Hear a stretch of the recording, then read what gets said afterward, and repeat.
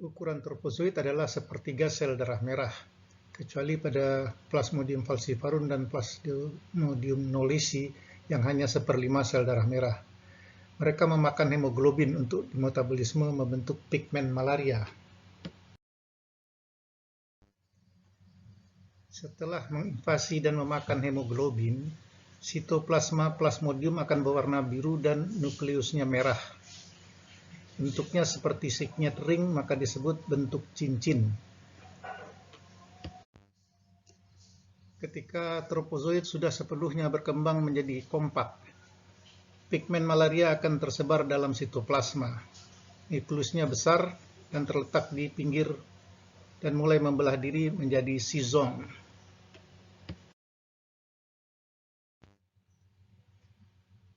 Ukuran sizon adalah antara 9 sampai 10 mikron. Membelah diri dan menghasilkan 8 sampai 32 merazoid. Merazoid disusun seperti bunga mawar di dalam 2 baris dalam sizon. Sizon yang matang akan pecah dan kemudian akan melepaskan merazoid. Inilah yang menyebabkan demam paroksismal atau demam berulang pada malaria. Beberapa sporozoid tidak menjalani sporogoni pada kali pertama, tetapi masuk ke stadium istirahat yang disebut hipnozoid, hibernasi. Dalam waktu 2 tahun baru dia aktif kembali membentuk sizon.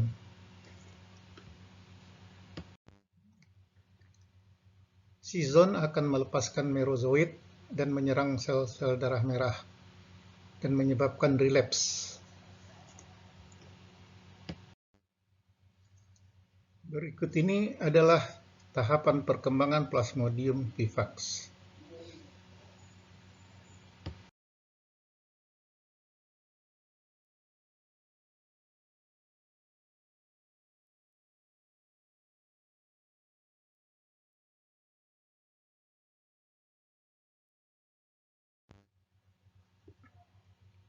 Dan ini adalah tahapan perkembangan Plasmodium falciparum.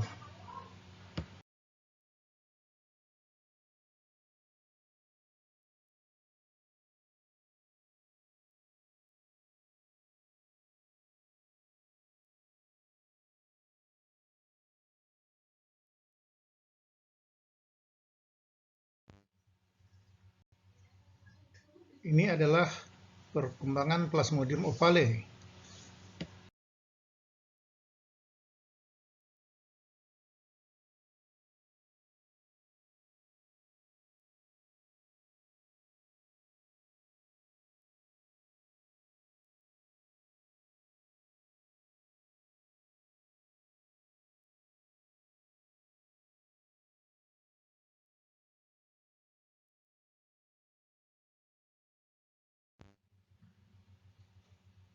Ini adalah perkembangan Plasmodium malariae.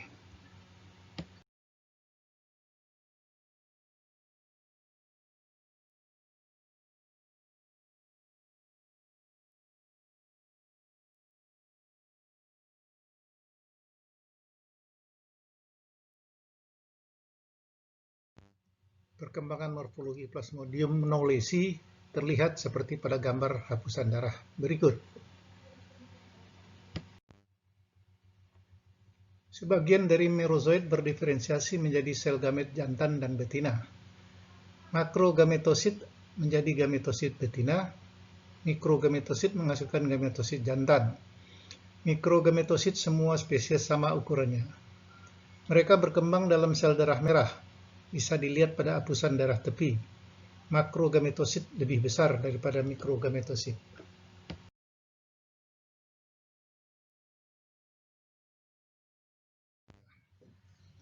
Pertama, basmi nyamuk di tempat berkembang biaknya. Tingkatkan kesehatan dan kebersihan secara nasional.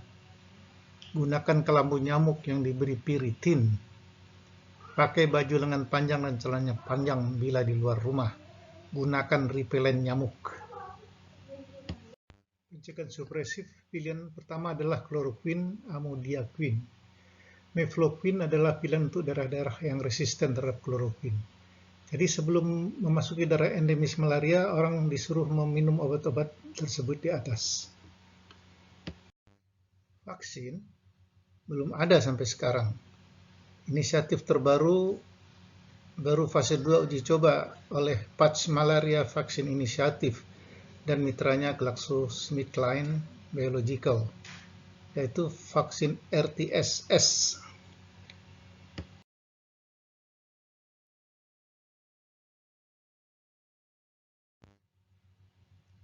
Gejala klinik berhubungan dengan siklus yang terjadi di dalam sel darah merah penderita. Karakteristik serangan malaria adalah demam menggigil. Serangan bisa dimulai dengan demam tinggi sampai 40 derajat Celcius, kemudian turun lagi, berulang naik dan turun dalam beberapa jam.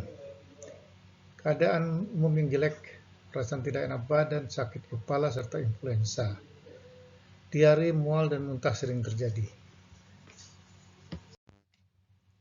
Penyebabnya demam periodik pada malaria adalah pecahnya sejumlah sison matang yang mengeluarkan merozoit masuk ke dalam aliran darah. Peristiwa itu disebut sporulasi. Demam yang terjadi pada Plasmodium vivax novale sekali 3 hari, maka disebut malaria tersiana. Pada Plasmodium malaria sekali 4 hari, maka disebut malaria quartana. Pada Falciparum sering 3 kali sehari, tapi lebih berat biasanya. Manifestasi klinis yang lebih luas, demam menggigil, berkeringat, anemia, limpa membesar, mudah tersinggung, koma, perdarahan retina, shock, respiratory syndrome, dan biasanya meninggal.